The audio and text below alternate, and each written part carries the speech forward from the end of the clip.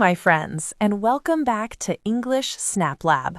I am so happy you are joining me today for a mega session.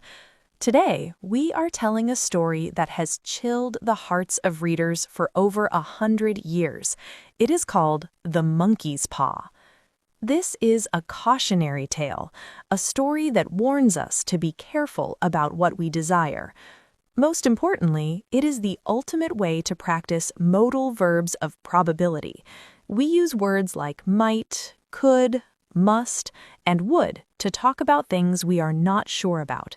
So, lock your doors, turn up the volume, and let's see what happens when fate is in your hands. Outside, the night was cold and wet.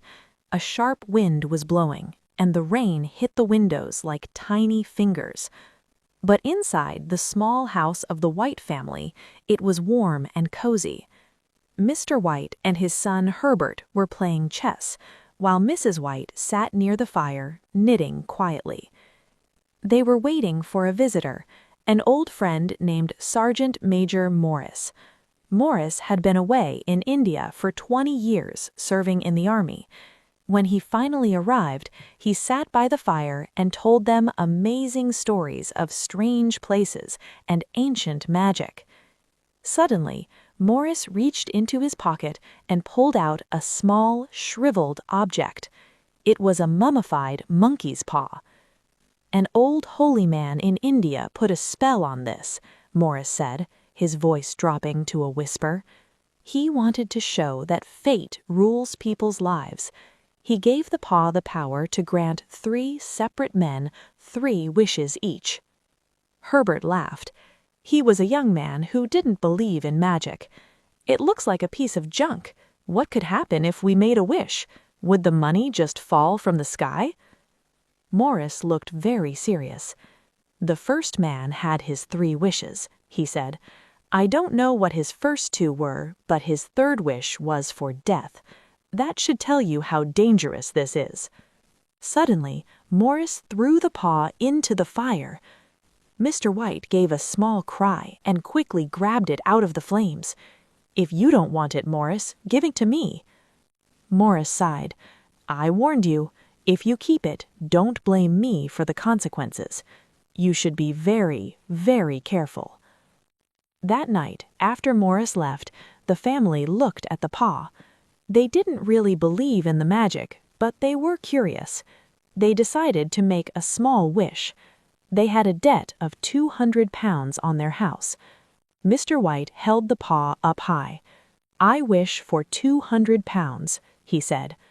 Suddenly, Mr. White screamed and dropped the paw. It moved, he cried. It twisted in my hand like a snake. Mrs. White looked at the floor. Nothing happened, she said calmly. It might just be your imagination, Father, or maybe the wind shook the house. Herbert laughed. I bet the money won't ever appear. Magic isn't real. The next morning, Herbert went to work at the local factory as usual. Later that afternoon, Mrs. White saw a well-dressed man standing at the garden gate. He was nervous. He was hesitating.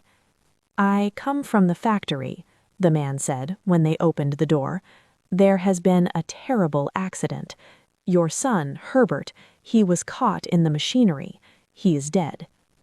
Mrs. White collapsed. Mr. White felt the world go dark. Then the man spoke again. The company says they are not responsible for the accident, but they want to give you a payment of compensation. It is exactly £200. The Whites were destroyed by grief. They buried Herbert in a cemetery 2 miles away. A week passed in total silence. One night, Mrs. White woke up suddenly. A wild idea was in her mind.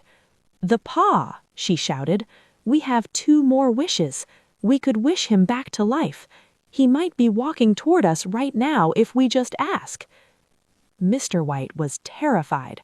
No, that would be a terrible mistake. He has been dead and buried for 10 days. He might look different now. He might be a monster. But Mrs. White was desperate. She forced the paw into his hand. Wish, she cried. Mr. White trembled.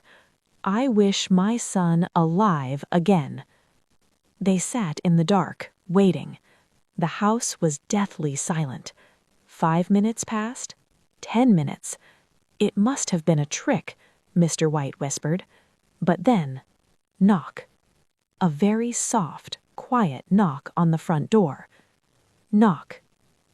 Knock. "It's him!" Mrs. White screamed, running for the stairs. "It must be Herbert. He has come back to us." Mr. White felt a cold sweat.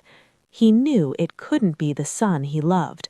He knew that whatever was knocking might be something from a nightmare. He heard his wife struggling with the heavy metal bolt on the door. He fell to his knees, searching the floor for the monkey's paw. He found it. Just as the door began to open, Mr. White made his third and final wish. The knocking stopped instantly.